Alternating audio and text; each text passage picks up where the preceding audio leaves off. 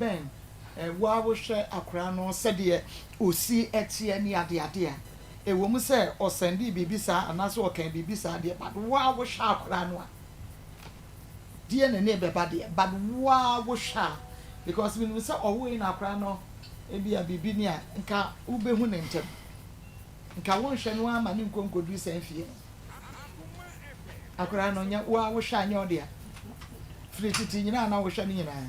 na kwa no wo hwe ni si wan yapo mama free titi a wo hwe ni nyina pa chose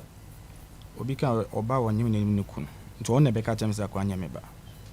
okay akwa de me ba dia matem wasa na metem na ubeyi mi fi hospital ho no eno de akwa ne banka anka be ya akwa ni fi hospital ho no wo ntimi nhwe ba na na ya na wo de be hye no no osimu da be wo de be hye no obi timi ni se ko hye obi na so say ntino metoto mpese ye die ni nti so obi ba say nya oba no wa to no ba bi adwun say ono so ba na ono so ahwe no so ono so mehwe wo so ba ma